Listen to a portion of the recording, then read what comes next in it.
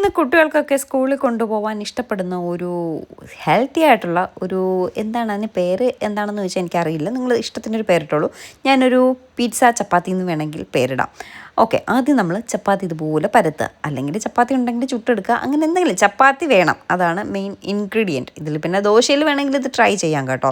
എന്നിട്ട് നമ്മുടെ കയ്യിലുള്ള വെജിറ്റബിൾസ് എല്ലാം കൂടി ഒന്ന് ചോപ്പ് ചെയ്യുക. എൻ്റെ കയ്യിലിപ്പോൾ ക്യാരറ്റും സവോളയും ബ്രോക്കോളിയും മാത്രമേ ഉള്ളൂ. ക്യാബേജോ പനീറോ ചിക്കനോ എന്തുണ്ടോ കുട്ടികൾ കഴിക്കുന്ന എല്ലാ സാധനവും ആഡ് ചെയ്യാം. കഴിക്കാത്തതായിട്ടുള്ള സാധനവും ആഡ് ചെയ്യാം. ഇതിൻ്റെ കൂട്ടത്താകുമ്പോൾ പിള്ളേർ കഴിച്ചോളും കേട്ടോ. ക്യാബേജ്, ബീൻസ് എന്ത് വേണോ ഇടാം. ഓക്കെ, എന്നിട്ട് കോണൊക്കെ ഉണ്ടെങ്കിൽ ഇടാവേ. എന്നിട്ട് ഇങ്ങനൊരു ബോളിലേക്ക് മാറ്റുക. അതിലേക്ക് ഞാനിപ്പോൾ ഇടുന്നത് തന്തൂരി മയണൈസാണ്. തന്തൂരി മയണൈസ് ഇല്ല എങ്കിൽ ടൊമാറ്റോ സോസും സോയാ സോസും ആഡ് ചെയ്തെടുക്കാം. അല്ല എങ്കിൽ നമുക്ക് പിസ്സ സോസ് വേണമെങ്കിൽ ആഡ് ചെയ്യാം. ഇതിൽ ഞാൻ തന്തൂരി മയണൈസും കുറച്ച് ടൊമാറ്റോ സോസും കൂടി ആഡ് ചെയ്ത് നന്നായിട്ട് മിക്സ് ചെയ്തെടുക്കുകയാണ്. പിന്നെ കുട്ടികൾക്ക് ഈ ഒറിഗാനോ ഒക്കെ ഇഷ്ടമാണെങ്കിൽ അതുകൂടി ഇതിൻ്റെ കൂട്ടത്തിൽ മിക്സ് ചെയ്യാം. ഞാൻ ഒറിഗാനോ വേദയ്ക്ക് ഭയങ്കര ഇഷ്ടമാണ്, പക്ഷെ ഞാനത് ഇടാൻ മറന്നുപോയി. അത് പിന്നീട് ഇടുന്നുണ്ട് കേട്ടോ. ശരി, അപ്പോൾ ഇതെല്ലാം കൂടി മിക്സ് ചെയ്ത് അങ്ങനെ മാറ്റി വയ്ക്കുക.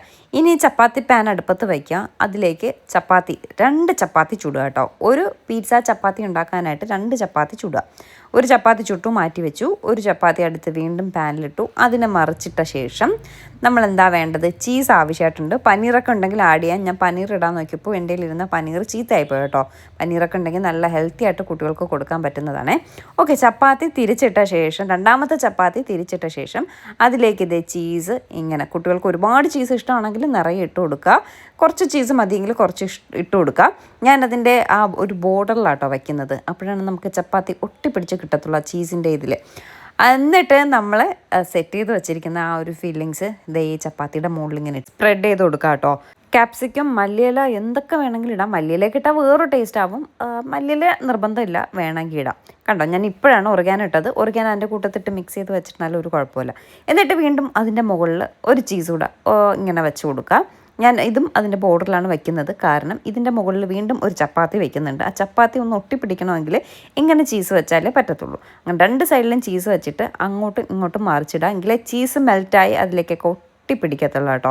അപ്പോൾ 2 സൈഡും നന്നായിട്ട് ചൂടായാൽ ഇതുപോലെ ഒരു പിസ്സ കട്ടറോ സിസേഴ്സോ നൈഫോ ഉപയോഗിച്ച് ഇങ്ങനെ ഒന്ന് കട്ട് ചെയ്തെടുക്കുക 4ആയിട്ട്. നമ്മുടെ പിസ്സ ചപ്പാത്തി റെഡി ആയിട്ടുണ്ട്. കുട്ടികൾക്ക് ഉറപ്പായിട്ടും ഇഷ്ടപ്പെടും. അവരുടെ ലഞ്ച് ബോക്സിലും ബ്രേക്ക്ഫാസ്റ്റും ഒട്ടൊക്കെ കൊടുത്തു വിടാൻ പറ്റുന്ന ഒരു ഹെൽത്തി ആയിട്ടുള്ളൊരു സാധനമാണ് ഈ ഒരു സാധനം. ഇതിനെന്താ പേരെന്ന് വെച്ചാൽ നിങ്ങൾ അങ്ങ് ഇഷ്ടത്തിന് ഇട്ടോളൂ. ഞാനിട്ട പേര് പിസ്സ ചപ്പാത്തി എന്നാട്ടോ. അപ്പോൾ ഇന്നത്തെ വേദയുടെ ലഞ്ചും ബ്രേക്ക്ഫാസ്റ്റും ഒക്കെ ഇതാണ്. ഉറപ്പായിട്ടും ഒന്ന് ട്രൈ ചെയ്ത് നോക്കുക.